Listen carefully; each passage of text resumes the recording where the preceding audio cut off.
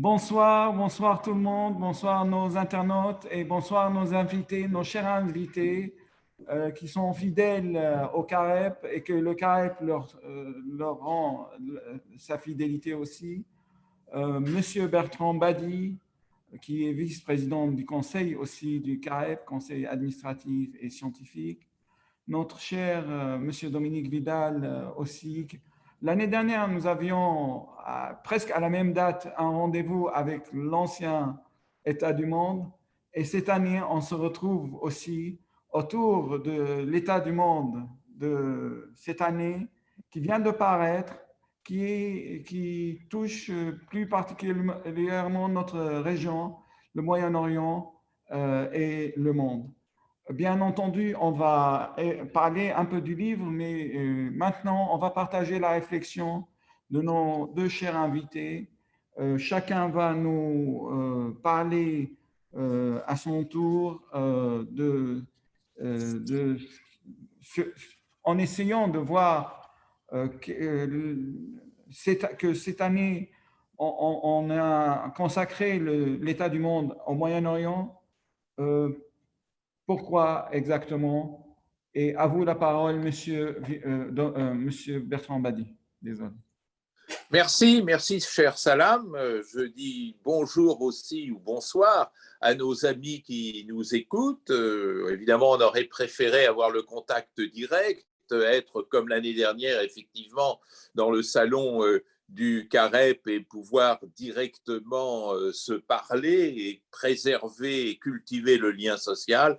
Mais je remercie Salam Kawekibi et toute son équipe d'avoir pu malgré les circonstances actuelles, maintenir une forme de contact, même si ce n'est pas celle dont on rêve. Alors, je vais commencer, si vous le voulez bien, par présenter cet état du monde. Je le ferai donc dans un premier temps, puisque vous m'avez donné la parole, et Dominique le fera ensuite, et nous irons vers un dialogue plus généralisé et plus ouvert dans la deuxième partie. Alors, vous dites, Salam, que cette année, l'état du monde est consacré au Moyen-Orient. Je voudrais tout de suite apporter une précision. Ce n'est pas le énième livre sur le Moyen-Orient, mais c'est le Moyen-Orient dans le monde. Ce qui nous a intéressés, c'est que une nouvelle, on peut dire nouvelle parce qu'il n'y a pas grand-chose en fait dans cette veine, une nouvelle lecture du Moyen-Orient appréhendée dans son rapport au monde. C'est ça que nous voulions fixer, c'est-à-dire comment s'est construit le rapport entre le Moyen-Orient et le monde et comment de cette construction dérivent des hypothèses peut-être quelque peu renouvelées sur les grands événements qui marque cette région, en tous les cas depuis 1945. Alors, cette région, dans son rapport au monde, elle porte déjà une exceptionnalité que tout le monde pressent, mais que l'on cherche à préciser dans ce livre, c'est que le Moyen-Orient a une particularité très forte, c'est le seul espace contigu au monde occidental et je dirais au monde des vieilles puissances. C'est le seul espace extra-occidental qui soit directement voisin du monde westphalien, du monde occidental, de ce monde qui a dominé la planète de l'Empire romain jusque peut-être la chute du mur de Berlin. Donc, le rapport Moyen-Orient au monde est un rapport particulier, très fort, très tendu, très dense, lié à ce phénomène de marge, et je dirais même plus exactement de marge réciproque, c'est-à-dire le monde occidental est la marge du Moyen-Orient et le Moyen-Orient est la marge de ce monde occidental, ce qui crée un type de lien déjà très très particulier qui est bien explicatif de l'histoire. Et d'ailleurs, l'illustration de ce lien particulier se trouve dans les dernières étapes de l'histoire de l'Empire ottoman. Si l'on suit la lente décadence de l'Empire ottoman, on comprend la particularité moderne du lien entre le Moyen-Orient et l'Europe et d'une façon plus générale le monde occidental. Et cette histoire du déclin ottoman et de ses possibles résurrections continue jusqu'à aujourd'hui, jusqu'à travers la crise de la Méditerranée orientale, à alimenter la chronique actuelle des relations internationales. On pourrait lire le rapport Moyen-Orient au monde à travers la narration, à travers le récit ottoman de ses chutes, de son déclin et des tentatives de renaître. Mais bien entendu, derrière l'histoire que nous essayons d'analyser, il n'y a pas que les heurts et malheurs de l'Empire ottoman, il y a quantité d'autres formes de relations qui se créent entre le Moyen-Orient et le monde occidental. Bien entendu, l'aspect religieux, c'est-à-dire le Moyen-Orient, c'est quand même l'espace, le nœud de trois religions qui ont rythmé la modernité dont nous sommes les héritiers. Et puis, bien entendu, il y a l'aspect économique et ce lien tout particulier au pétrole et aux hydrocarbures qui rythme l'histoire du rapport du Moyen-Orient au monde dès le début du XXe siècle. Alors, l'idée qui fait le fil rouge de ce livre et qui a réuni des contributeurs dont il faut, je crois, saluer la très haute qualité et la représentativité, non seulement des milieux académiques français, mais des milieux internationaux, parce que nous avons des collaborateurs également qui viennent d'ailleurs, et pas seulement donc de la France. Le fil rouge, donc, c'est de voir comment on peut lire le Moyen-Orient à travers le temps mondial. Et la grande hypothèse, s'il y en avait une, mais il y en a beaucoup d'autres, bien entendu, mais celle que je voudrais privilégier dans ma présentation de départ, ma présentation liminaire, c'est de dire que le Moyen-Orient a été longtemps contraint par le temps mondial jusqu'à ce qu'aujourd'hui, il soit producteur du temps mondial. Vous voyez derrière cette idée, je crois, deux grandes hypothèses qui essayent, sinon de renouveler l'analyse, mais de la compléter. D'une part, le fait que l'on ne peut pas comprendre les événements du Moyen-Orient hors de cette temporalité mondiale. Et l'exercice n'a pas été tellement accompli par la recherche historiographique ou politologique. Mais le deuxième élément, peut-être plus précis, nous espérons plus stimulant ou percutant, c'est que le Moyen-Orient est devenu, autour, je dirais, de la fin du XXe siècle, producteur du temps mondial. Et l'événement considérable, c'est que les grandes puissances qui ont régenté ce Moyen-Orient pendant des décennies et des décennies, peut-être même plusieurs siècles, maintenant sont en situation passive, sont en situation de contrainte, de suivisme, de dépendance, de dynamiques qui d'ailleurs sont multiples et complexes. Et je terminerai par une présentation sur ces nouvelles dynamiques. C'est dire par parenthèse la difficulté de l'entreprise que le président de la République française, Emmanuel Macron, a voulu prendre en charge de réformer le Liban. Dans un moment où le Moyen-Orient est marqué par des dynamiques endogènes extrêmement fortes, que reste-t-il de la possibilité des puissances d'hier de pouvoir le transformer et de pouvoir éventuellement même le pacifier? Alors, si nous réfléchissons sur ce rapport au temps mondial, je voudrais, à titre purement introductif, distinguer plusieurs étapes. Plusieurs étapes qui d'ailleurs ne se substituent pas les unes aux autres, mais qui peut-être s'accumulent, se confondent et rendent d'autant plus complexes les questions qui nous intéressent aujourd'hui. Il y a eu d'abord un premier temps qui a été celui de la diffusion et de l'acculturation, c'est-à-dire un temps où peu à peu le Moyen-Orient a été exposé à l'influence, avant même l'autorité, je dirais à l'influence occidentale. À l'époque, ça voulait dire l'influence européenne, nous sommes au XIXe siècle, et où s'est créée une dialectique déjà très intéressante et très révélatrice d'imitation et d'affirmation. Le XIXe siècle, c'est le siècle des Tanzimat, mais c'est aussi le siècle de la Nahda. C'est-à-dire, c'est en même temps le temps de l'imitation, c'est-à-dire d'un Moyen-Orient qui va importer les modèles occidentaux, et Dieu sait si ces importations sont lourdes et vont peser lourd sur l'avenir de la région, mais à travers cette importation, ne serait-ce que l'importation de la franc-maçonnerie ou du positivisme par exemple, se reconstitue cet islam modernisateur et réformateur à travers des personnalités bien connues comme Afghani ou Abdou ou Rachid Rida ou Kawakili, justement.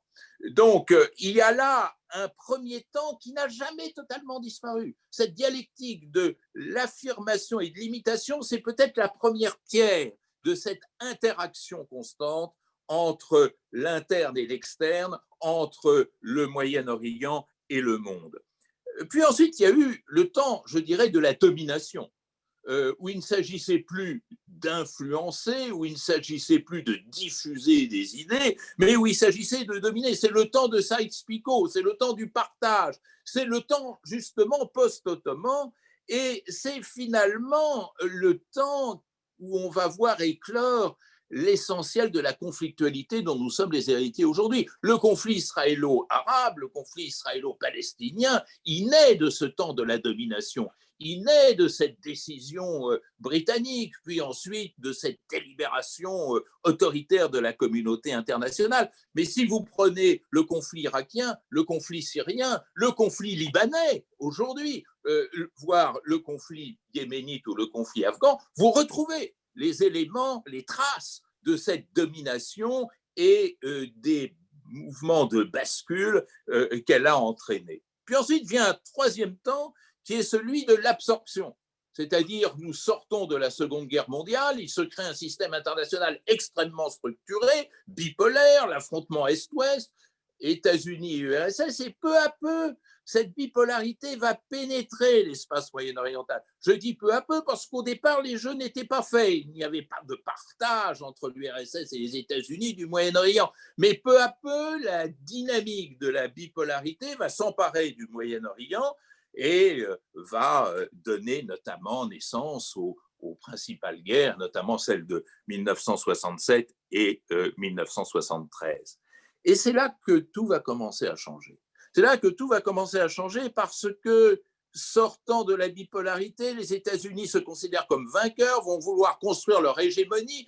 L'hégémonie américaine post-bipolaire, elle va très vite s'appeler le néoconservatisme. Le néoconservatisme, ça va être le regime change, ça va être le Greater Middle East de M. Bush et la volonté de celui-ci de vouloir transformer tous les systèmes politiques, les régimes de la région pour les aligner sur le modèle de la démocratie américaine. Et ça ne va pas marcher. Et ça, l'échec du néoconservatisme, c'est le point de départ confirmé d'une dynamique qui, peu à peu, s'était engagée, je dirais, même avant la chute du mur. Qu'est-ce que c'est que cette dernière dynamique? Cette dynamique qui va tout renverser. Et c'est là-dessus que nous insistons, et c'est peut-être l'hypothèse majeure du livre, c'est-à-dire cette hypothèse qui veut que le Moyen-Orient aujourd'hui fait la loi mondiale, enfin, organise le temps mondial, plus exactement, au lieu de le subir. Qu'est-ce qui a joué? L'échec des États-Unis, c'est-à-dire l'échec de l'hégémonie, c'est-à-dire un Moyen-Orient qui va être peu à peu allégé des pressions hégémoniques, quelles qu'elles soient, c'est-à-dire c'est l'URSS défaite en l'Afghanistan, c'est la Russie qui va perdre les effets de tutelle qu'elle avait sur les régimes dits progressistes et nationalistes du Moyen-Orient, c'est l'Europe qui sort également de l'espace moyen-oriental, et c'est la Chine qui n'y entre pas véritablement. Donc il y a une reprise en main du Moyen-Orient par lui-même, mais une reprise en main qui n'est pas, disons, la reprise en main électorale et démocratique sortant des urnes. C'est une reprise en main assez curieuse qui se fait par une autre forme d'inversion, c'est-à-dire triple inversion. La première et la plus importante, c'est que la dynamique sociale va l'emporter sur la dynamique politique. C'est-à-dire que à partir de la révolution iranienne, 1979, on voit que les mouvements sociaux, les processus de mobilisation deviennent plus déterminants que les choix politiques et les décisions politiques. On voit des princes retranchés dans leurs bunkers, retranchés dans leurs palais. On les voit mis en échec. Deuxième inversion, le nationalisme arabe et le panarabisme qui s'effondrent peu à peu. Et s'effondrant, il n'y a pas de substitut, à part ce pan-islamisme dont on ne sait pas encore très bien comment il va structurer l'ordre politique moyen-oriental. Et puis, le troisième bouleversement, c'est ce bouleversement qui frappe les grandes puissances, c'est-à-dire que celles-ci n'ont plus de clients. Et ça, c'est probablement quelque chose d'extraordinairement important dans cette dynamique de transformation où le social l'emporte sur le politique, où le transnational l'emporte sur le nationalisme. Eh bien, on voit que le patron n'a plus de prise sur son client et que c'est le client qui gouverne. Dominique en parlera bien mieux que moi. Inversion des rapports entre Tel Aviv et Washington. Mais pas seulement cela. Derrière cette inversion clientélaire, même le positionnement de la péninsule arabique, que l'on ne peut plus présenter uniquement comme étant l'obligé de Washington, mais peut-être est-ce Washington qui est l'obligé de cette péninsule arabique. Et on peut encore aller plus loin et percevoir derrière tout cela ce qui est aussi un paramètre fondamental, mais qui résulte des dynamiques que je viens de décrire, la montée des puissances régionales. Puissance régionale, dans le Moyen-Orient, ça ne voulait rien dire. On était peut-être puissance par procuration, c'est-à-dire les États-Unis et l'URSS avaient mandaté quelques États un peu plus forts que les autres pour faire le ménage en leur nom. Là, il ne s'agit plus de faire le ménage au nom des grandes puissances. On voit peu à peu se constituer des puissances qui travaillent pour elles-mêmes. Mais alors, le paradoxe, c'est que les deux principales puissances régionales qui émergent, et dont personne ne veut, et surtout pas les vieilles puissances classiques, ne sont pas des puissances arabes. C'est la Turquie et c'est l'Iran. Alors, il y a des gens qui sont assez intelligents pour comprendre ça, même s'ils ne sont pas forcément sympathiques, c'est Vladimir Poutine, qui lance à partir de cela le processus d'Astana, et d'autres qui ne veulent pas en entendre parler, c'est la plupart des Occidentaux, les États-Unis de Trump et l'Europe, qui choisissent au contraire de tout faire pour freiner ces puissances régionales. Et on en est là. On en est là face à cette triple inversion, le social qui gouverne, c'est-à-dire l'avenir du Liban, elle est beaucoup plus entre les mains, par exemple, des mouvements sociaux qui s'y développent qu'entre les mains de quelques caciques ou de quelques puissances étrangères. Inversion du rapport patron-client, inversion du rapport nationalisme-transnationalisme. Ce n'est pas la fin de l'histoire, c'est le début d'une autre. Merci beaucoup. Et pour continuer à voir de près le contenu très riche de cet ouvrage, je passe la parole à Dominique Vidal. Merci beaucoup. Je suis ravi d'être à nouveau invité avec Bertrand du CAREP. Malheureusement, par Zoom, on aurait préféré tous, bien sûr, dialoguer directement comme l'an dernier. C'était une belle soirée dont on a gardé un très bon souvenir. Vous l'aurez compris, depuis plus de 11 ans que Bertrand et moi dirigeons l'état du monde ensemble. Au fond, on a un double travail. On a un travail qui est de choisir la thématique de l'année, de construire un sommaire et d'inviter les meilleurs experts à rédiger les articles qui vont en faire ce que nous voulons. Mais d'un autre côté, nous devons aussi écrire. Alors, Bertrand écrit traditionnellement l'introduction, la préface du livre qu'il a développé, en l'occurrence, il y a quelques minutes. Et moi, j'ai choisi de traiter d'un thème qui était peu mis en avant, qui est celui des succès remportés par Israël dans sa bataille diplomatique. Alors, depuis, évidemment, l'actualité est venue confirmer, pour une part en tout cas, ces succès. C'est vrai qu'il y a une espèce de contradiction. si vous regardez par exemple la résolution que l'Assemblée générale des Nations unies adopte chaque année depuis très longtemps pour le droit à l'autodétermination et à un État du peuple palestinien. Alors on regarde, le texte n'a pas grand intérêt, hein, on se doute de ce qu'il y a dedans. Ce qui est intéressant, c'est les votes. Le 19 décembre dernier, au moment du vote, on a eu 167 États qui ont voté pour, 11 États qui se sont abstenus et 5 qui se sont opposés, qui ont dit non. Israël et les États-Unis, évidemment, et puis 3 superpuissances, vous allez voir, les îles Marshall, la Micronésie et Nauru. Oubliez l'immense consensus qui entourait Israël jusqu'en 1967. Et en même temps, ces chiffres, s'ils montrent un isolement de l'État hébreu sur la scène onusienne, ils pourraient nous tromper, parce que dans la réalité des faits, depuis plusieurs années, Israël a remporté des succès non négligeables.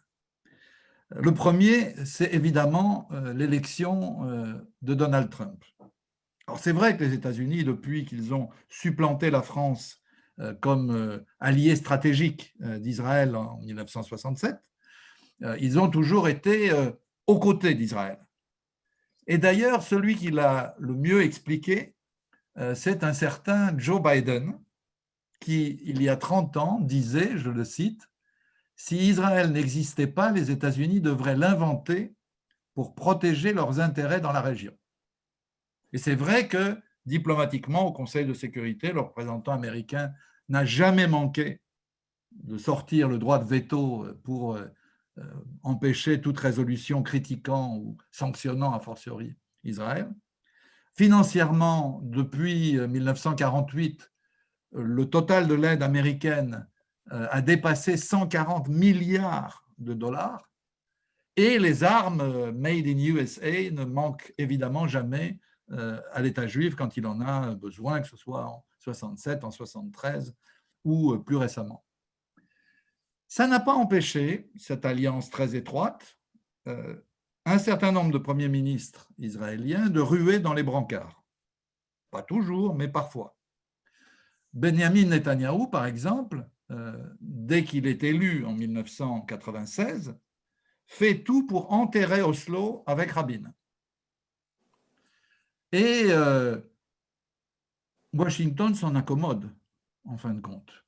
Il n'y a pas, disons, d'initiative américaine pour essayer de sauver ce qu'on appelait à l'époque, c'était déjà très obsolète comme formulation, le processus de paix.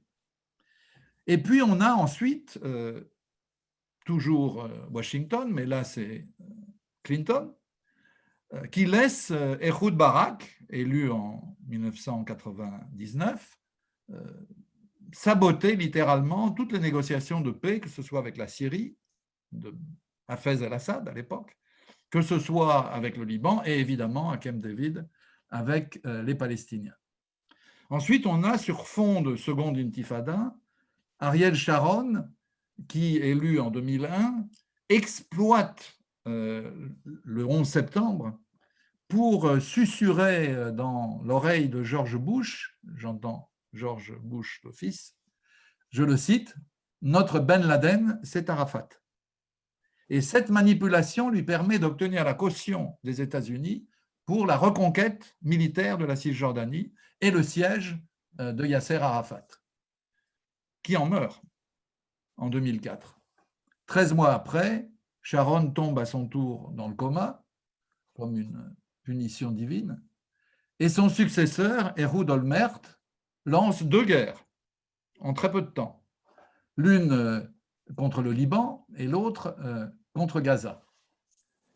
De retour au pouvoir, Benjamin Netanyahou affiche une ambition tout à fait inédite. Et on est là dans ce que Bertrand disait tout à l'heure de l'inversion des rapports à l'intérieur du couple israélo-américain.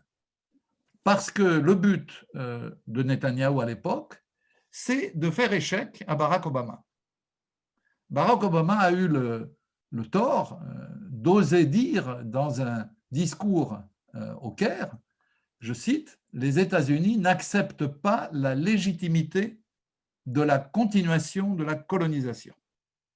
C'était trop pour Netanyahou, qui, après avoir renoncé au moratoire qu'Obama lui avait imposé pendant une dizaine de mois, va défier littéralement le président américain et effectivement le mettre en échec. Ça explique d'ailleurs que, avant de passer la main, Obama, en s'abstenant, laisse passer au Conseil de sécurité le 23 décembre 2016 une résolution qui est sans doute la plus sévère jamais adoptée sur la politique de Tel Aviv. Et après ce chant du cygne, s'ouvre l'ère Trump. Pardon, Bertrand, Trump. C'est un tournant accompli alors jusqu'au bout. Dans le couple Israël-États-Unis, c'est visiblement le premier qui dorénavant dirige. Et l'Amérique le comble. C'est le transfert de l'ambassade à Jérusalem, c'est le fait d'entériner l'annexion du Golan, et puis avec le fameux deal du siècle, c'est le fait de céder à Israël la vallée du Jourdain et les colonies, soit, contrairement à ce qui est dit souvent, plus de la moitié de la Cisjordanie. Parce qu'il y a un débat sur qu'est-ce qu'on entend par les colonies. Les colonies, ce n'est pas seulement le bâti, c'est les territoires municipaux, le cadastre. Et si vous comptez le cadastre, alors vous êtes au-delà, avec la vallée du Jourdain, de la moitié de la Cisjordanie. Il y a un autre conflit qui reflète cette inversion des rapports de force à l'intérieur du couple, c'est l'affaire de l'Iran. Parce que de toute évidence, c'est Netanyahou qui a poussé avec beaucoup de force Trump à quitter l'accord sur le nucléaire iranien, puis à durcir les sanctions contre l'Iran et à menacer quiconque essaierait de contourner ces sanctions. Et même, on peut dire, dans la dernière période, à rompre le dialogue, en tout cas public, avec les dirigeants perses. Le prince héritier saoudien, Mohammed Ben Salman, qui rêve de reconquérir le leadership régional pour l'Arabie saoudite, pousse évidemment à la roue de ce conflit avec l'Iran. Certains dirigeants arabes suivent MBS dans cette mobilisation contre les Iraniens et contre ce que les Saoudiens considèrent comme leurs complices qataris. Tout cela montre le sens de l'accord passé au mois d'août, puis en septembre, entre Israël et les Émirats arabes unis, puis Bahreïn. Au fond, on a un mouvement qui s'est développé de longue date, qui était préparé de longue date, mais qui a du mal à suivre. Peut-être d'autres États vont imiter l'exemple des Émirats et de Bahreïn. Mais en même temps, le sommet de la Ligue arabe qui s'était réuni le 1er février pour, en principe, adopter le plan Trump, l'avait rejeté, avec une résolution relativement nette. Et on peut le comprendre parce qu'au fond, la cause palestinienne, au-delà de toutes les divisions arabes, c'est la seule chose qui unit l'ensemble des Arabes. Et donc, il y a pour, en particulier, le gardien des deux principaux lieux saints de l'islam, la Mecque et Médine, une vraie difficulté à offrir le troisième, Jérusalem et la mosquée Al-Aqsa, à Israël. Et d'ailleurs, on le voit, le père, Salman, s'oppose sur cette question à son fils, Mohammed Ben Salman. Mais tant qu'il est là, c'est lui qui dirige. Cette alliance très étroite, donc, avec une forte tendance hégémonique de la part d'Israël avec Trump, n'empêche pas Netanyahou de flirter ouvertement avec Vladimir Poutine.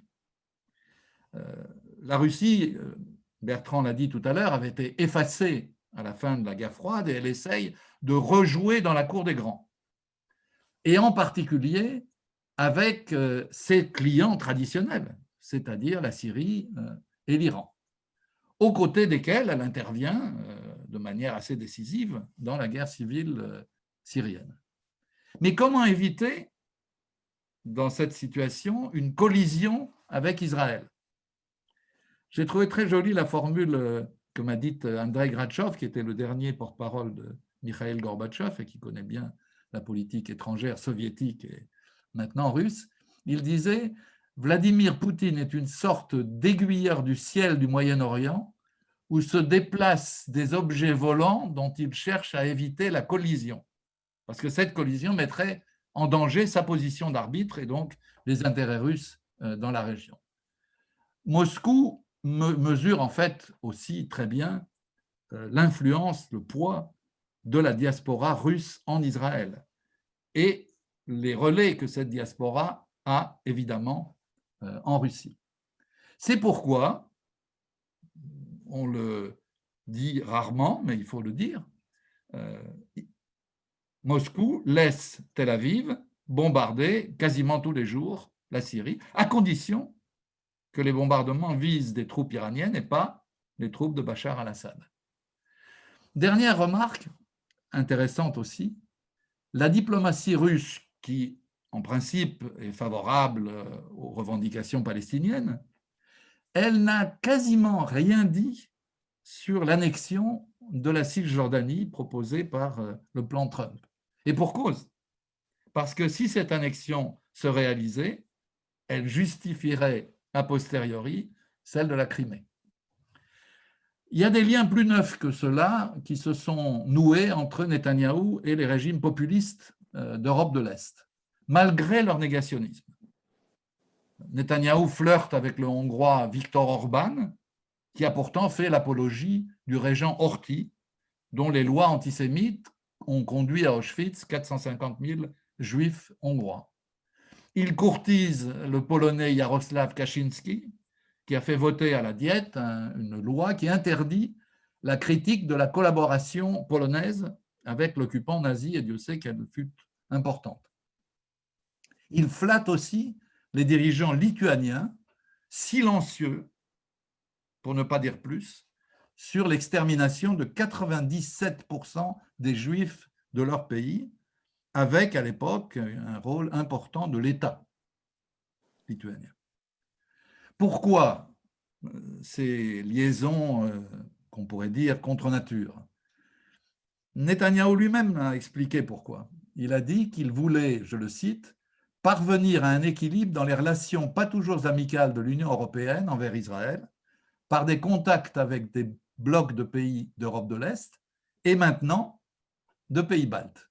Bref, on veut créer une minorité de blocage de toute résolution critiquant et a fortiori sanctionnant Israël. Et peu importe à Netanyahou que ses alliés soient antisémites, pourvu qu'ils soient pro-israéliens. Autre percée diplomatique dont on parle peu, parmi les États émergents, qui sont les alliés traditionnels des Palestiniens. La Chine, par exemple, accorde une importance croissante au Proche-Orient. Son premier dirigeant s'est rendu sur place en 2016 puis en 2018. Alors il y a une dimension économique, évidemment. La région figure en bonne place dans le projet de route de la soie et représente le deuxième fournisseur de pétrole de Pékin. Mais il y a aussi une dimension politique dont on parle peu. Par exemple, en 2019, quand 22 États occidentaux ont saisi la Commission des droits de l'homme de la répression contre les Ouïghours, 37 autres, dont nombre de pays arabes, ont pris la défense de Pékin.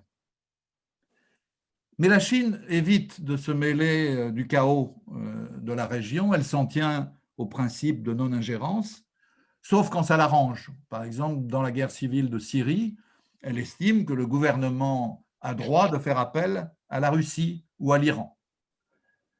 Si Pékin soutient la création d'un État palestinien, elle est devenue le premier, je vérifie, non, pardon, le troisième partenaire commercial de Tel Aviv. Et un de ces très gros investisseurs, par exemple, les Chinois, ont failli acheter le terminal Byport de Haïfa jusqu'au veto de Donald Trump contre cet achat. Les relations d'Israël avec l'Inde sont encore plus profondes et plus étroites, parce qu'il y a une longue histoire, je ne vais pas y revenir, mais enfin, c'est deux pays qui étaient sous domination britannique, qui ont connu une partition suivie d'une guerre. Bref, il y a des points communs, y compris le fait qu'ils aient été dirigés par la gauche laïque très longtemps. Mais aujourd'hui, il est clair que depuis l'arrivée au pouvoir du BJP et même surtout son retour au pouvoir en 2014, on a une lune de miel entre New Delhi et Tel Aviv. Modi a effectué la première visite d'un chef de gouvernement indien en Israël. Et c'est la coopération militaire qui soude ce couple. Longtemps, ce n'est plus le cas aujourd'hui, l'Inde a acheté 49% des exportations militaires d'Israël, avec en particulier la maintenance de tous les systèmes de défense aérien qui dépendent de Tel Aviv via des joint ventures. C'est là aussi quelque chose qu'on connaît peu et qui est important. Sur le continent africain, c'est moins pour Israël de percer qu'il s'agit que de rétablissement de relations rompues après les guerres de 67 et de 73. Netanyahou, là encore, a donné de sa personne. Il s'est rendu sur place en 2016, en Ouganda et au Kenya. En 2017, il a pris part au sommet de la Communauté économique des États de l'Afrique de l'Ouest, à Monrovia. En 2019, il a visité le Tchad et en 2020, il est allé en Ouganda, où il a aussi rencontré le nouveau chef d'État soudanais. Bref, en 30 ans, Tel Aviv a renoué avec 29 États qui avaient rompu leurs relations diplomatiques et établi des relations avec 10 autres. Ça ne veut pas dire que l'Afrique soutienne inconditionnellement Israël. Par exemple, en février, là aussi, à Addis Abeba, l'Union africaine a rejeté le plan Trump. En fait, les Africains sont pris en étau entre, d'un côté, le souhait d'être bien vus des États-Unis et donc, à cette fin, d'avoir des relations améliorées avec Israël, et d'un autre côté, d'exprimer une solidarité traditionnelle pour les Palestiniens. Outre les États-Unis, les deux seuls États qui ont réellement effectué le transfert de leur ambassade à Jérusalem sont latino-américains. C'est le Guatemala et le Paraguay. C'est vraiment le symbole des renversements opérés par Israël dans cette région. Parce que longtemps, à l'époque des dictatures, qui pourtant d'ailleurs accueillaient d'anciens nazis, il y avait des relations très étroites avec Israël qui participaient même à la répression de la gauche. Et puis, cette lune de miel s'est terminée avec la vague de gauche du début des années 2000 qui a débouché sur une reconnaissance générale de l'État de Palestine par les États d'Amérique centrale et latine. Aujourd'hui, on a un retour d'Israël dans la région, avec notamment la tournée que Netanyahou avait entreprise à l'automne 2017. Il avait été en Argentine, il avait été en Colombie, au Mexique. Ça n'a pas empêché, vous voyez, les choses sont quand même plus fines qu'on ne le pense souvent, que la plupart des États de la région condamnent le transfert de l'ambassade américaine à Jérusalem et refusent de faire de Jérusalem la capitale du seul Israël. Il y a là aussi, comme en Afrique, pour une part, la volonté d'un certain nombre de pays de se faire bien voir de Washington pour améliorer l'aide économique qu'ils attendent des États-Unis, mais aussi pour éviter d'être les cibles de la mobilisation des Américains contre le narcotrafic.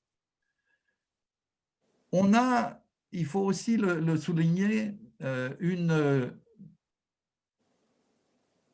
place assez importante de la poussée des évangélistes. C'est un point commun de tous les pays qui ont renoué et renoué massivement avec Israël. Au fond, la théologie de la libération a été remplacée par la théologie de la prospérité, le pentecôtisme. Et comme vous le savez, pour les évangélistes, le rassemblement des Juifs en Terre Sainte et leur conversion, de gré ou de force, conditionne le retour du Messie et sa victoire dans la bataille finale d'Armageddon. Dans toute cette bataille diplomatique, bien sûr, Israël joue ses atouts. Il est classé à la 17e place mondiale pour son armée, mais elle est quand même dotée de l'arme nucléaire, à la 8e place mondiale pour ses exportations d'armement et pour son économie. En matière de high-tech, c'est le pays qui consacre le plus fort pourcentage de son produit intérieur brut, 4%, à la recherche et développement. Il se situe à la 5e place pour la concentration d'entreprises et à la 4e pour le nombre relatif, évidemment, de brevets qu'il dépose. Autant d'atouts, et j'en termine là, qui sont exploités par les institutions que Tel Aviv a mises en place, et notamment par ce fameux et mystérieux ministère des Affaires stratégiques qui dépense 100 millions de dollars par an pour combattre la délégitimation d'Israël et notamment la campagne boycott, désinvestissement, sanctions. Jamais, je dois le dire, on en a encore un exemple hier avec la rencontre entre le président du CRIF et le Premier ministre, jamais Israël et ses amis n'ont fait autant pression sur l'establishment et les médias de tout pays, aussi bien amis qu'ennemis. Ce sont les ressorts diplomatiques de Netanyahou, mais ces acquis pourraient évidemment être remis en cause si Israël annexait effectivement la moitié de la Cisjordanie. Il y aurait là un risque de ruiner tous ces acquis. Merci beaucoup, Dominique Vidal. Je reviens vers Bertrand Badi. Vous employez le terme de désétatisation pour analyser l'évolution politique des pays dans la région. Désétatisation. Vous pouvez développer un peu? Oui, c'est dans le prolongement de ce que j'introduisais tout à l'heure, c'est-à-dire qu'il y a un affaissement du politique très clairement au Moyen-Orient, un affaissement qui est dû, je crois, à peut-être 3 ou 4 régressions importantes. D'abord, régression des idéologies, c'est-à-dire que le Moyen-Orient a été, depuis la guerre, depuis 1945, et donc la construction de la plupart des États, profondément marquée par différentes variantes du nationalisme arabe, le panarabisme, le nasserisme, le baasisme, l'idéologie nationaliste du FLN. On a vu ces idéologies se défaire, et donc les capacités de mobilisation politique traditionnelle se rétrécir, quasiment disparaître. Deuxièmement, il y a eu une crise grave de la légitimité des institutions, parce qu'on a assisté évidemment à une dérive autoritaire de plus en plus marquée, à une patrimonialisation du pouvoir de plus en plus forte, et donc à une véritable cassure, séparation entre les populations et leurs institutions. Les institutions qui disposaient de moins en moins de la confiance des populations et qui étaient de moins en moins capables de produire de la gouvernance. Tout ceci aboutissant à des résultats qui se traduisent par des décompositions sociales, des crises économiques, tout ceci étant lié. Enfin, troisième élément, c'est la crise du leadership. Le Moyen-Orient, dans le plus clair de son histoire, a été porté par la figure de leader auquel adhéraient les populations. Gamal Abdel Nasser, Qassem en Irak, on pourrait trouver encore beaucoup d'autres exemples. On a assisté à un effondrement du leadership. Alors, tout ceci explique, avec d'autres facteurs encore, à quel point le politique se trouvait tétanisé, ne survivait que dans la répression, dans la production de la violence et, je dirais, dans les assassinats personnels ou collectifs.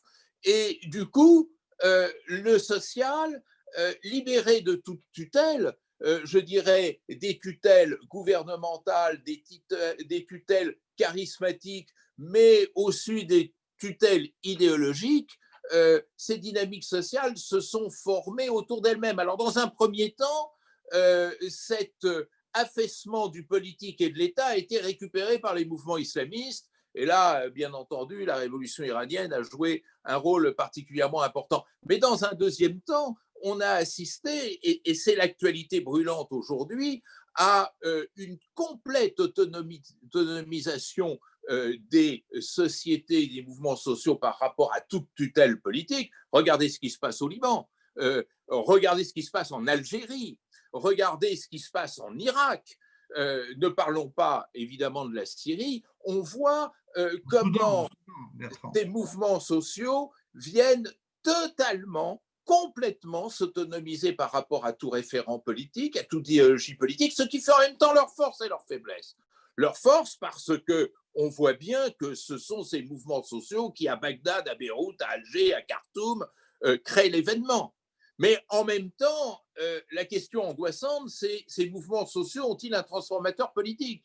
C'est-à-dire, sont-ils en mesure de prendre le pouvoir, d'exercer le pouvoir, ou en tout cas de remettre le pouvoir à des leaders, à des dirigeants capables d'opérer cette réforme? C'est tout le dilemme libanais actuellement. C'est quand même assez intéressant, paradoxal, de voir Emmanuel Macron négocier avec les tenants du système le dépassement du système.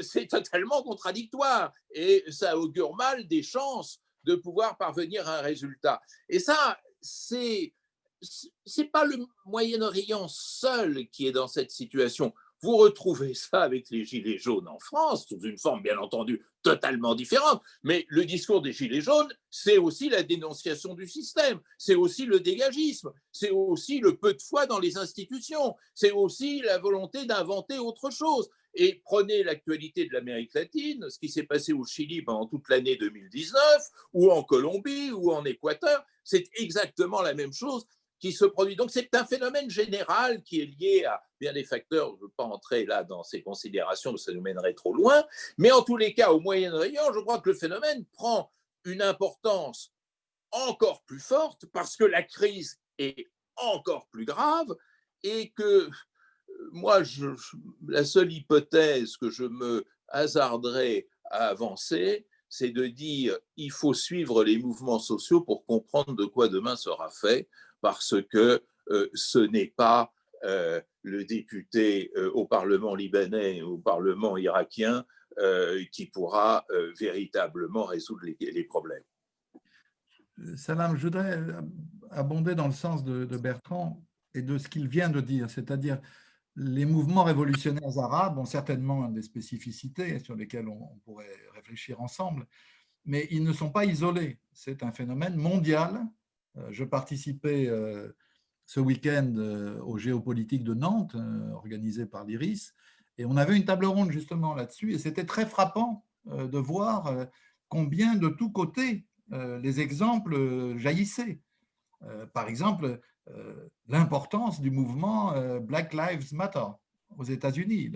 L'assassinat de Floyd a déclenché une lame de fond dont je ne sais pas quels seront les résultats électoraux. Ça, c'est pas ni à moi de le dire, ni à la. On n'est pas là pour faire des pronostics. Hein. L'historien réfléchit plus sur le passé que sur l'avenir, comme on dit. En tout cas, les pronostics, il faut les éviter. Mais il y a là quelque chose de très, très profond. Le mouvement des Gilets jaunes, avec ses limites, mais il est quelque chose qui a marqué bien au-delà de la France. On en parle dans le monde entier. Donc, on a dans la zone qui nous occupe une expression d'un phénomène qui est un phénomène mondial. Deuxième chose que je voudrais dire, c'est que, de toute évidence, ces mouvements ont une résistance, une capacité de résilience, comme dirait Cyrulnik, assez exceptionnelle, parce que, Bertrand le disait, on a des mouvements nouveaux qui sont apparus en Algérie, il n'y en avait pas eu en 2010, 2011, 2012, au Soudan non plus. Mais dans d'autres pays, il y avait eu des mouvements, et ils avaient été écrasés, soit par la dictature syrienne, soit par les Saoudiens ou leurs alliés. Bref, c'est des mouvements qui ont beaucoup subi. Et ils ont trouver la force de renaître et de se développer à nouveau. Quant au Liban, c'est plus que ça, parce que c'est en fond une série ininterrompue de mouvements de toute ampleur et de tout objectif. Je me souviens à l'IREMO, quand Nicolas Dode-Pouillard est venu nous raconter le mouvement de lutte sur la question des ordures à Beyrouth et dans les grandes villes, avec cette situation dramatique pour la santé des Libanais à l'époque. C'est-à-dire, on est dans une espèce, je dirais personnellement, de cocotte-minute, et c'est une cocotte-minute dont personne ne maîtrise plus complètement le destin. C'est-à-dire, moi, je n'ai pas de jugement a priori sur l'intention du président de la République au Liban, mais je suis surpris quand je l'entends reprocher aux dirigeants libanais, à qui on peut faire certainement beaucoup de reproches, de ne pas réformer leur système. Mais le système dont il s'agit, c'est le système que le mandat français a imposé, qui s'est traduit par le pacte national de 1943.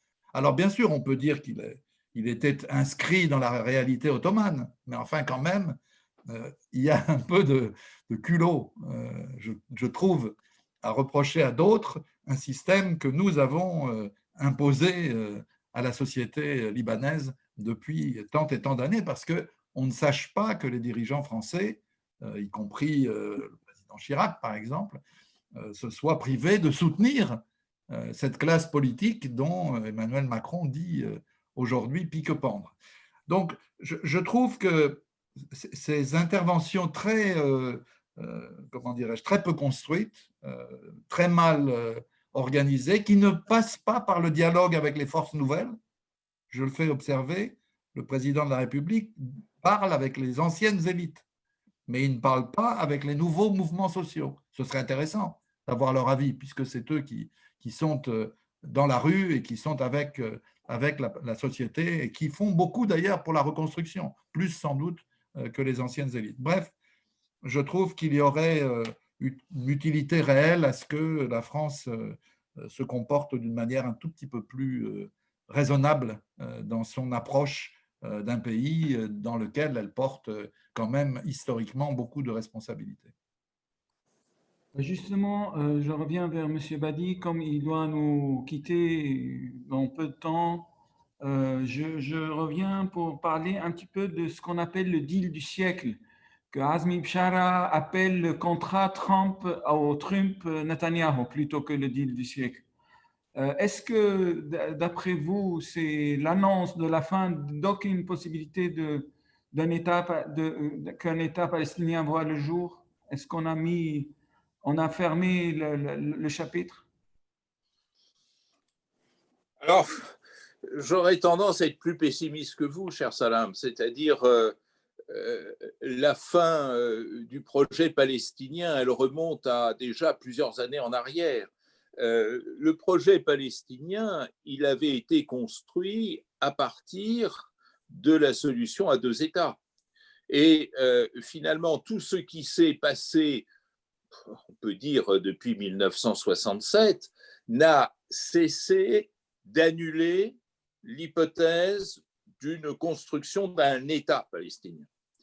Et je crois, hélas, et je le dis avec énormément de souffrance, vu ma sympathie très forte pour le peuple palestinien et pour la cause palestinienne, dans la grande équation de la région, la question palestinienne n'est plus la question centrale. C'est-à-dire qu'elle a été peu à peu marginalisée par la dynamique de transformation qu'on décrivait tout à l'heure et par le fait que, à bas bruit, pour reprendre une expression à la mode, la question palestinienne est peu à peu devenue sans issue et sans solution. Parce que les partenaires internationaux ont laissé faire. L'Europe a une responsabilité énorme de ce point de vue-là, parce que les États-Unis ont considéré que les nouveaux axes d'alliance étaient plus importants pour eux et pour leur survie dans cette région que la défense de la cause palestinienne, même s'il y a eu in extremis, comme le soulignait tout à l'heure Dominique, un effort de la part de Obama et de John Kerry Rappelez-vous cette très étrange négociation au Quai d'Orsay en janvier 2017. Mais surtout, les régimes arabes se sont peu à peu dessaisis de la question palestinienne. Et aujourd'hui, il y a une double transformation du paysage moyen-oriental, et ça, on insiste beaucoup dans notre livre là-dessus. D'une part, le clivage essentiel n'est plus le clivage Israël-Palestine, comme ça l'avait été en tous les cas jusqu'en 1973 ou en 1978, mais est devenu le clivage Iran, d'une part, et ses alliés de la région, et d'autre part, le triangle Washington-Tel Aviv-Riyad. Et donc, dans cette nouvelle structuration du clivage, il n'y a plus de place. Il n'y a plus de place, on ne voit plus la Palestine. Même si l'Iran essaye de renforcer sa posture en se présentant maintenant comme le seul, le dernier, peut-être avec l'Algérie, protecteur de la Palestine. Et puis la deuxième transformation, c'est ce que vous appelez la désétatisation, cette socialisation, ce renversement des dynamiques sociales aux dépens des dynamiques politiques. Ça veut dire qu'aujourd'hui, la question palestinienne est en train de se dépolitiser pour se socialiser, c'est-à-dire est de moins en moins portée par des leaders qui ont perdu crédibilité et légitimité, quel que soit leur mérite peut-être par ailleurs, et tout dépend de l'existence ou de la non-existence d'un mouvement social palestinien. Alors, ce qui est important dans cette affaire, et par rapport à ce que nous voulons montrer dans ce livre, c'est que les relations internationales deviennent à ce moment-là très, très difficiles. Parce que établir des relations internationales, même avec son pire ennemi, c'est toujours possible. Mais établir des relations internationales avec des sociétés ou des mouvements sociaux, c'est impossible, parce que ceux-ci n'ont pas de leader, n'ont pas d'organisation, n'ont pas de partenariat. C'est, à mon avis, l'avenir des relations internationales. Dans un livre que, pardon de cette petite publicité, je vais sortir demain, qui s'appelle Intersocialité, j'essaye d'expliquer que les relations internationales, maintenant, dépendent de plus en plus des dynamiques sociales et de moins en moins des choix gouvernementaux. La question palestinienne est piégée par ce phénomène. C'est-à-dire qu'elle est sortie, en quelque sorte, du cabinet des chancelleries pour s'offrir aux aléas des dynamiques sociales et des mouvements sociaux. Il peut y avoir, je ne suis pas sûr que ça se produira, un mouvement social important en Palestine qui renouvellera profondément la donne à ce moment-là, mais qui contrôlera ce mouvement social, qui pourra le gérer, le canaliser, avec qui et comment pourra-t-on discuter avec lui? C'est une question évidemment tout à fait aléatoire aujourd'hui. Ce qui me paraît évident, Salam, c'est que la droite et l'extrême droite israélienne ont atteint l'objectif qu'elles s'étaient fixé au moment de leur victoire historique en 1977. C'est Eretz Israël, le grand Israël. Et Netanyahou a été, après Sharon, l'homme de cette bataille. Je le disais tout à l'heure, il a réussi à enterrer Oslo, grâce aussi à un contexte international très favorable. Il a bouché... Peut-être Oslo est né morte aussi. Oui, sans doute, mais à l'époque, on ne le pensait pas. À l'époque, les uns et les autres, y compris ici, autour de cette table Zoom, nous avions quelque espoir. On se disait quand même… Ah, moi, jamais. Moi, jamais. Je l'ai écrit dès 1995. Dès 1995, j'ai écrit que Oslo était impraticable. Oui, enfin bon. Mais en tout cas, ce qui est sûr, c'est qu'il y a eu une victoire qui a été couronnée par le plan Trump. C'est-à-dire le plan Trump, c'est la cerise sur le gâteau, puisque l'annexion de gros mots, d'idées refusées, rejetées par la communauté internationale, est devenue une formule légitime, légitimée par les États-Unis et légitimée évidemment par Israël. Cela étant dit, j'observe que, contrairement à ce qui était prévu, rien ne s'est passé le 1er juillet. La Knesset était censée voter une loi, dans le droit israélien évidemment, qui permette la mise en œuvre de l'annexion de la vallée du Jourdain et des colonies juives de Cisjordanie. Ça ne s'est pas fait sans doute parce que les Israéliens avaient d'autres soucis en tête, et notamment la pandémie de la Covid. Il faut savoir quand même que la Covid en Israël, c'est une catastrophe terrible. Ils ont plus de morts par habitant que les États-Unis. Et c'est en particulier une maladie qui touche la communauté ultra-orthodoxe, qui évidemment compte beaucoup en Israël. Sans doute aussi, le monde arabe, au milieu de toutes ces trahisons possibles, n'était pas prêt à aller jusque-là. J'observe quand même que dans le texte des accords signés par les Émirats et par Bahreïn, il est dit de manière polie que l'annexion n'est pas compatible avec les accords signés. Je crois aussi que la communauté internationale, comme on dit, n'est pas mûre pour avaler un projet d'annexion. Donc, on se retrouve dans une situation d'une rare confusion.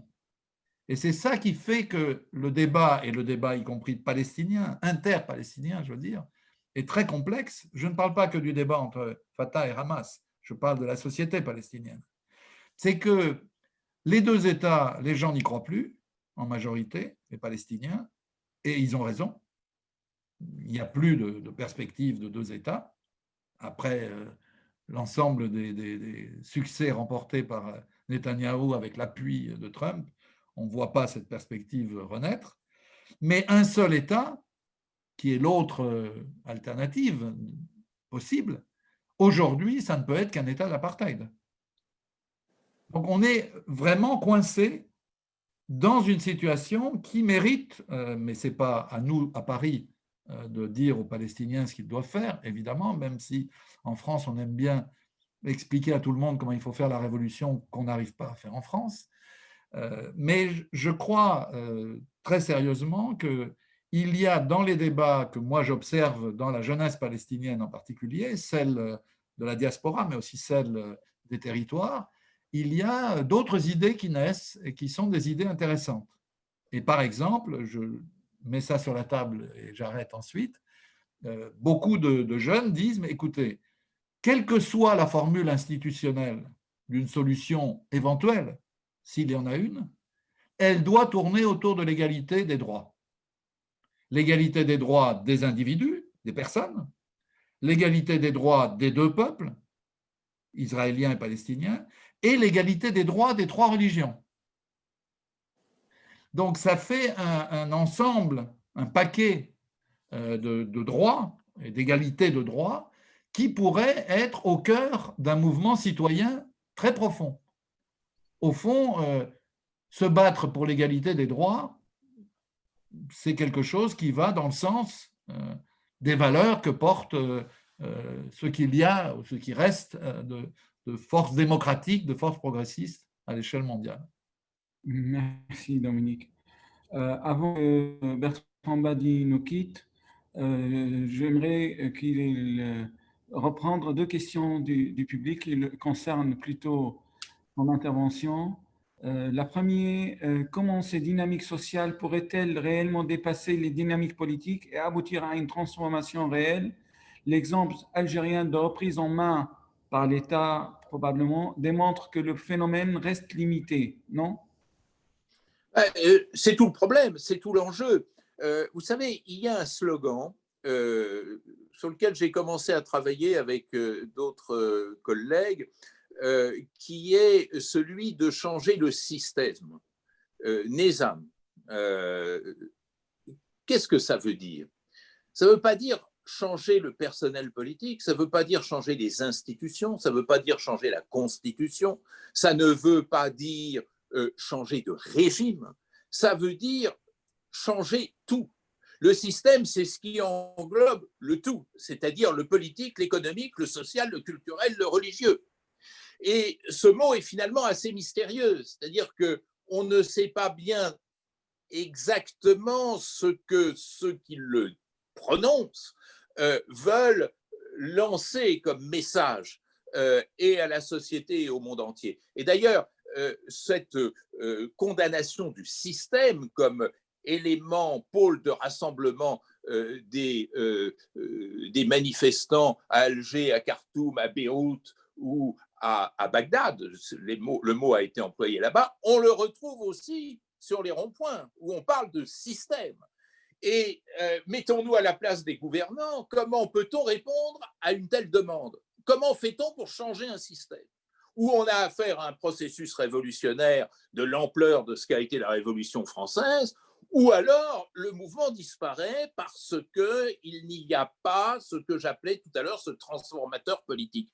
Qu'est-ce qui s'est passé sous la Révolution française? Sous la Révolution française, il y a eu une dynamique sociale. À l'époque, on ne disait pas contestant le système, mais c'était bien de cela dont il s'agissait.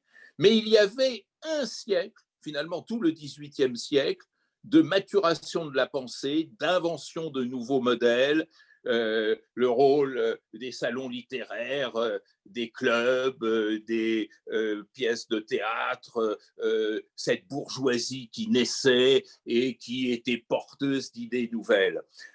Là, on est un peu face à des zones asséchées, l'assèchement de l'idéologie islamiste, l'assèchement du nationalisme arabe, l'assèchement du modèle mimétique occidental, l'assèchement du modèle démocratique traditionnel, et du coup, on a l'impression qu'on est dans la contestation beaucoup plus que dans la réinvention.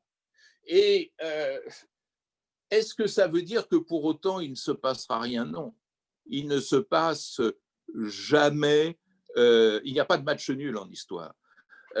C'est-à-dire que ces mouvements sont en train de socialiser une nouvelle génération.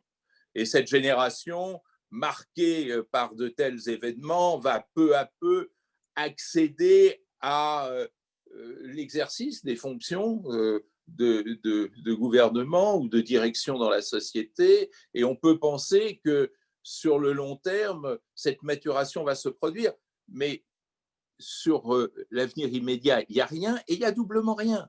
Parce qu'il n'y a pas de solution immédiate, mais il n'y a pas de tutelle internationale qui puisse, comme à l'époque du mandat, prendre en charge une société que d'aucuns jugeraient en perdition. On est au milieu du gué. Salam, c'est aussi ça que je voulais dire qui me paraît très, très, très important quand même. Les mouvements qui se développent, on les a vus dans le monde arabe avec force depuis 2010-2011 et maintenant à nouveau, c'est des mouvements qui savent que les risques sont des risques d'une répression interne très forte. On l'a vu en Syrie, on l'a vu à Barkhane. J'en suis pas sûr. Hein, mais en tout cas, non, ce que je veux dire, c'est qu'il n'y a pas, il n'y aura pas de nouvel Irak et il n'y aura pas de nouvel Afghanistan. On est. Je ne suis pas d'accord là-dessus. Je ne suis pas d'accord, Dominique. Je ne suis pas d'accord parce que quand tu regardes ma phrase, quand même. Les foules à Bagdad ou à Beyrouth, elles ont connu ce passé répressif et elles continuent.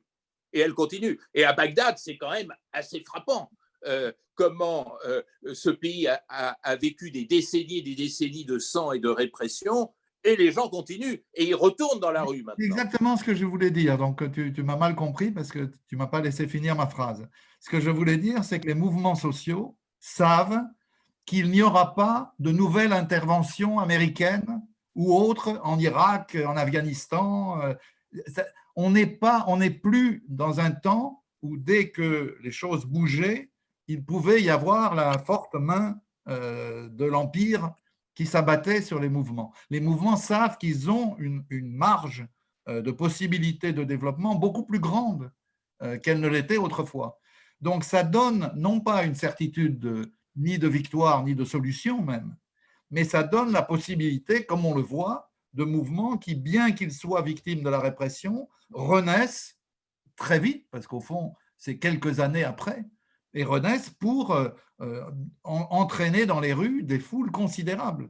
Quand on regarde les foules qui ont été dans la rue au Liban ou en Algérie, c'est quand même pas des petits mouvements de dissidence. On est dans des mouvements de masse. Et je pense que si on se débarrasse des modèles qu'on a consciemment ou inconsciemment dans la tête, et en particulier du modèle léniniste et de la révolution soviétique, évidemment que c'est au mouvement aujourd'hui tel qu'il se développe d'imaginer et de créer des issues qu'aujourd'hui nous ne pouvons pas de Paris construire. Ça n'est pas notre boulot d'ailleurs, ça n'aurait pas de sens.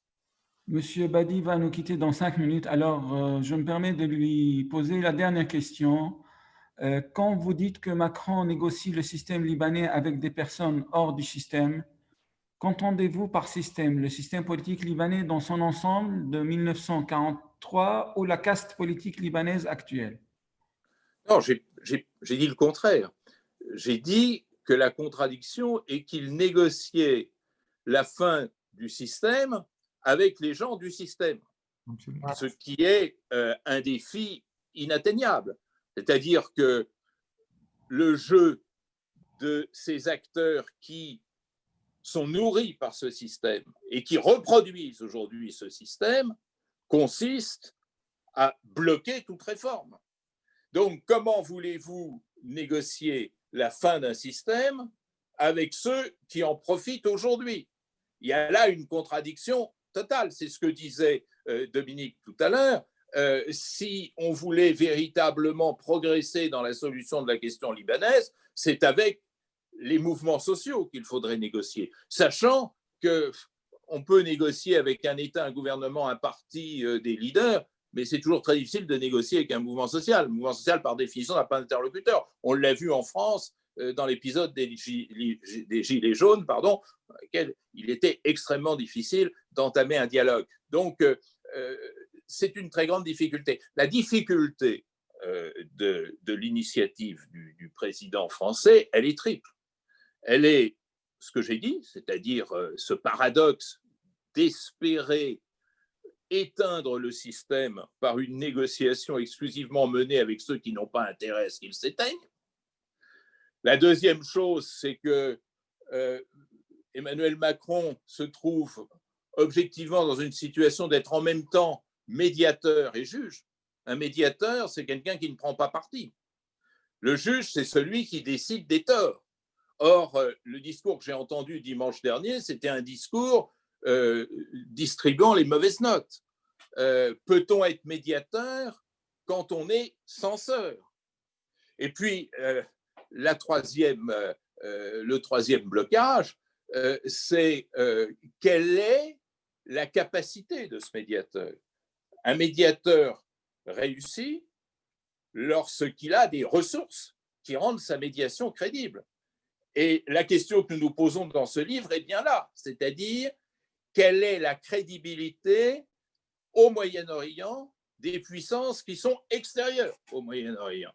Ce qui nous frappe, et je crois que c'est un peu un dénominateur commun à l'ensemble des contributions que nous avons obtenues, c'est que les acteurs extérieurs au système ont vu leur équation, leur capacité fondre comme neige au soleil, qu'il s'agisse des États-Unis, qu'il s'agisse de la Russie, qu'il s'agisse de l'Union européenne, qu'il s'agisse de la France. Les acteurs régionaux, les fameuses puissances régionales, peuvent être combattus ou détestés par certains. C'est le cas de l'Iran et de la Turquie qui sont combattus, notamment en fonction des nouveaux clivages que je décrivais tout à l'heure.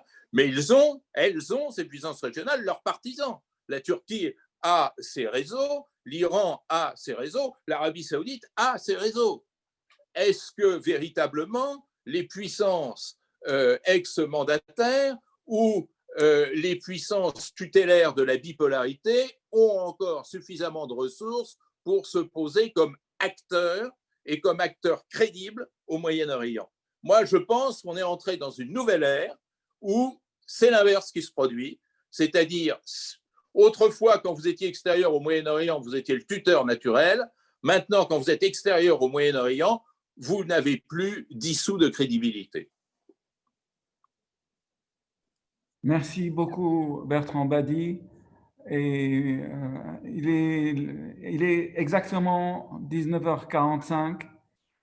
Vous avez enrichi notre débat et on va continuer avec Dominique Vidal pour le reste des questions du public. Et bonne soirée. Merci beaucoup de partager avec nous ce moment magnifique. Merci Salam d'avoir réalisé ce dialogue et merci aux auditeurs qui ont eu la patience de rester tout le long de ces échanges. Bonsoir. À bientôt. Alors, Dominique, on prend une question concernant Israël. Bonsoir, n'y a-t-il pas de contestation des autres partis israéliens ou de la population quant au rapprochement avec les gouvernements des pays européens ayant des postures négationnistes ou antisémites?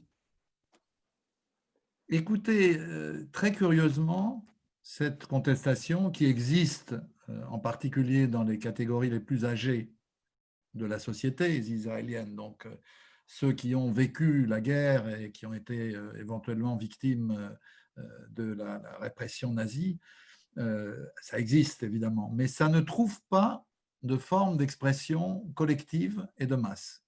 C'est très étrange. C'est très étrange parce que Israël est quand même un pays, comme vous le savez, où la Shoah est très présente dans le discours politique, où on est toujours sommé de s'expliquer dès lors qu'on a une divergence avec la politique israélienne. La Shoah intervient dans le débat, même quand elle n'a rien à y faire d'ailleurs. Et là, voilà que le Premier ministre israélien, personnellement, ce n'est pas seulement une démarche collective, c'est une démarche personnelle, noue des liens avec des dirigeants, comme je l'ai dit, est-européens, qui sont de toute évidence pour le moins négationnistes et souvent même antisémites. Et il n'y a pas de protestation. Cela dit, il y a une telle décomposition de la vie politique en Israël. Les élections successives, les 3 dernières élections, ont été tellement décevantes pour l'immense majorité des citoyens, puisque Netanyahou les a perdus, mais grâce à la trahison de Benny Gantz, il a pu sauver, en tout cas jusqu'ici, son pouvoir. Donc les gens sont... Et ça explique là aussi qu'il y a un mouvement social très puissant. Il y a tous les soirs des manifestations devant la résidence privée de Benjamin Netanyahou avec des foules tout à fait considérables. Comme il y avait une contestation avec les médias pro-Netanyahou, à une des manifestations, ils ont distribué des petits bracelets. Et ils ont distribué 30 000 bracelets et tous ont été donnés à des participants. Donc il y avait 30 000 personnes dans un pays, je rappelle, qui fait 9 millions d'habitants. Donc c'est un vrai mouvement, c'est un mouvement très confus, qui est à la fois contre l'incapacité du pouvoir de gérer la question de l'épidémie, comme je le disais tout à l'heure. C'est un mouvement contre la corruption de Netanyahou qui arrive au grand jour avec le procès qu'il a réussi pour l'instant à reporter jusqu'en janvier, avec un mélange de générations, des jeunes, des vieux, avec la participation de gens de kibbutz, mais aussi de militaires qui font partie des mouvements qui contestent la brutalité de la répression israélienne en Cisjordanie en particulier. Bref, il y a un vrai mouvement social, mais on ne peut pas dire, là non plus, que c'est un mouvement qui trouve ni un programme, ni une plateforme, ni une voie d'issue qui permettent de changer les choses en Israël. Le système est profondément verrouillé, et il est verrouillé par, pour être clair, le pourrissement de la gauche sioniste. C'est-à-dire le fait que les travaillistes, le Meretz, surtout les travaillistes, aient trahi à de tellement nombreuses reprises qu'aujourd'hui, personne n'y croit plus. Est-ce que vous savez, Salam, que le Parti travailliste, qui a eu la majorité des voix de 1933 jusqu'à 1977 avec ses alliés, avant même l'existence d'Israël dans le Yishuv et ensuite depuis qu'Israël existe, ce parti n'a même plus assez de voix selon les sondages actuellement pour être représenté à la Knesset. C'est ce qu'on appelle payer cher, mais à un prix compréhensible, tant et tant de trahison. Je vais dire à notre public que les questions, en lisant avec l'intervention de M. Badi, on ne va pas les prendre toutes. Peut-être s'il nous reste du temps, on va les prendre, mais là, on va se focaliser sur les questions en liaison avec l'intervention de M. Vidal. Alors, Une question. Je voudrais savoir quel sera l'avenir du régime jordanien suite au rapprochement entre Trump, Netanyahou et les pays du Golfe. Ce qui est clair, c'est que la Jordanie était un des rares pays arabes qui s'est battu, on peut dire, avec beaucoup de force contre la normalisation que les Émirats et Bahreïn ont accepté de mettre en œuvre.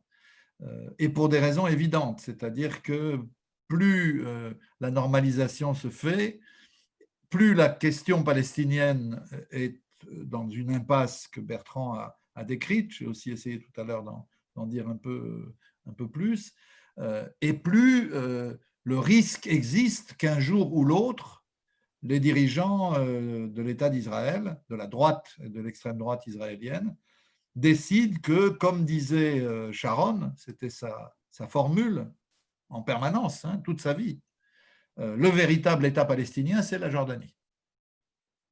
Et Sharon pensait non pas à faire une formule, mais réellement à une nouvelle Nakba qui transfère un très grand nombre de Palestiniens de Cisjordanie vers la Jordanie, quitte à mettre au pouvoir un attelage comprenant un certain nombre de dirigeants palestiniens collabos, et il y en a, on le sait.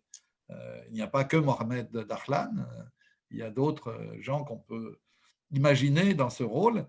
Bref, je comprends que le roi de Jordanie fasse ce qu'il peut pour ne pas perdre son trône, ne pas se trouver dans une situation où les acquis de l'arrière-grand-père Abdallah, du roi Hussein, d'Abdallah d'aujourd'hui, soient dilapidés et que la Jordanie disparaisse comme État en principe indépendant. Encore une question concernant l'État d'Israël. La situation de crise du coronavirus pourrait-elle affaiblir durablement Israël et réorganiser l'ordre des puissances au Moyen-Orient? Je crois en tout cas que l'épidémie a pris en Israël une ampleur qui n'était absolument pas prévue au départ. C'est-à-dire que dans les premiers mois, disons jusqu'à juillet, les mesures qui avaient été prises avaient réussi à contenir de manière assez nette l'épidémie. Pour donner des chiffres, il y avait 200 morts dans un pays de 9 millions d'habitants. Mais la vigueur avec laquelle les dirigeants israéliens ont déconfiné, sans prendre la moindre précaution, c'est encore pire que chez nous, a provoqué un regain. On est aujourd'hui à 1400 morts. C'est-à-dire qu'il y a 1200 morts de plus qu'en juillet. Donc, c'est évidemment une situation qui peut mettre à mal l'économie israélienne, qui est complètement bloquée, mais qui peut aussi atteindre plus profondément, je dirais, la société israélienne dans ses capacités de réaction. Vous savez, moi, ce qui me frappe beaucoup, on aura peut-être un jour l'occasion de faire un débat là-dessus avec des spécialistes d'Israël, c'est le mélange de force et de faiblesse de ce pays. C'est indiscutablement un pays fort militairement, un pays fort économiquement, un pays qui a un consensus politique autour de disons, sa politique d'occupation, qui est un consensus assez fort, assez puissant, quoi.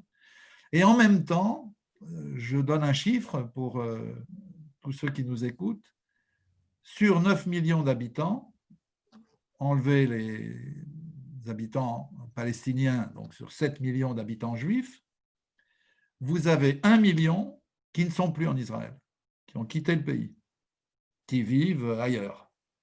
Qu'est-ce qu'ils font ailleurs? Personne ne le sait. Est-ce qu'ils font des études? Est-ce qu'ils sont amoureux? Est-ce qu'ils font du business? Moi, je vois, notamment en Allemagne, d'un très grand nombre de juifs israéliens qui ont quitté définitivement le pays. Il y a à Berlin 100 000 juifs israéliens. À Berlin, dans l'ancienne capitale du Troisième Reich. Pour un juif israélien, choisir d'aller s'exiler à Berlin, c'est quand même une décision pas évidente à prendre. Donc, il y a, si vous voulez, quelque chose que moi, je qualifierais de la manière suivante.